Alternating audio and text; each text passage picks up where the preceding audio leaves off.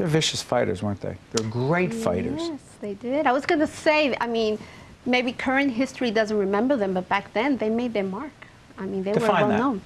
Well, they were, General Douglas MacArthur praised them as... He did? Yeah, of course. MacArthur pointed out the 65th Absolutely. and said, He these said, guys are... We quote him in the film. He says, they've written a brilliant record of achievement in battle, and I'm proud indeed to have them in this command. I wish I had many more like them. And against the Chinese in the Korean War? Chinese and the Koreans. And they were in the newspapers constantly, Stars and Stripes, and, you know. How patriotic are these guys? Because I'm thinking to myself, they're heroes. Very patriotic. And very patriotic. But weren't they conflicted on some level? You spoke to so many of them.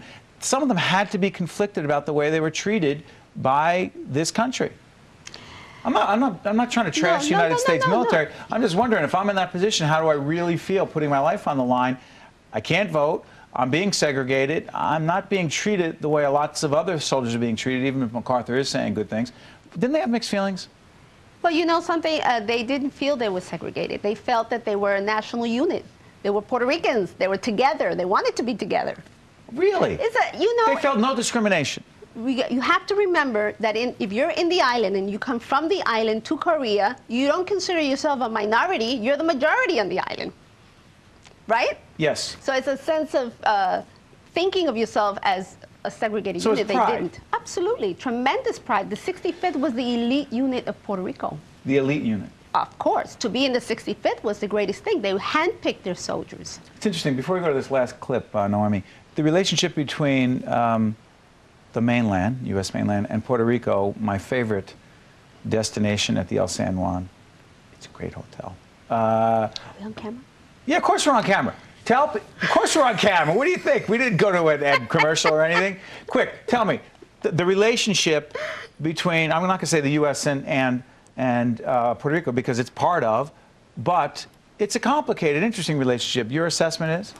Well, just recently what I was going to say was that there were some politicians that made some comments about Puerto Ricans. Yes. Derogatory. I don't know if you heard about that. I did hear about this. And I get all these emails from people, Puerto Rican community, who are so proud because they want to remind these politicians about the service of Puerto Ricans in the military, a long legacy of service that continues to today. That's right. So if anything, this film just kind of puts it into perspective. Hey, remember, we have bled and earned our citizenship through our service in the military.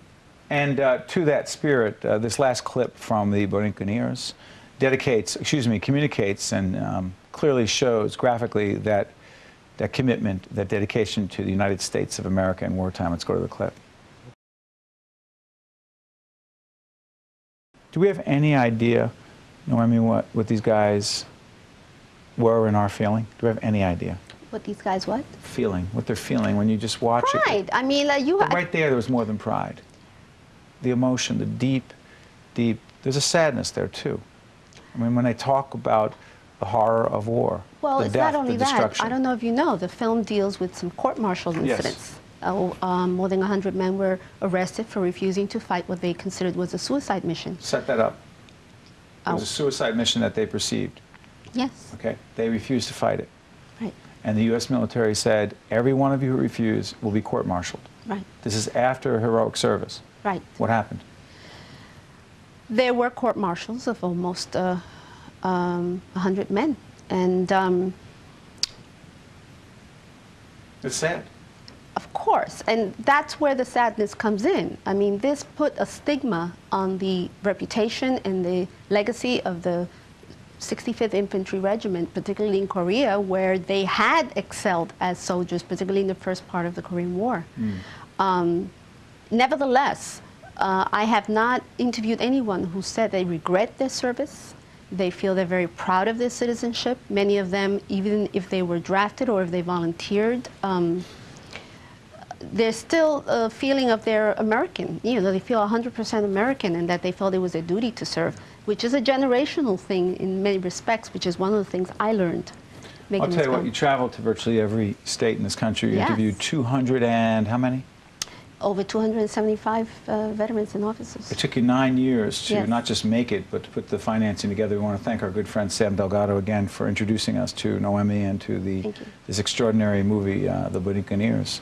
And we encourage you, if you want to find out more information, we're going to on our website, oneonone.org, we're going to have a connection to the documentary, to Noemi, to her team.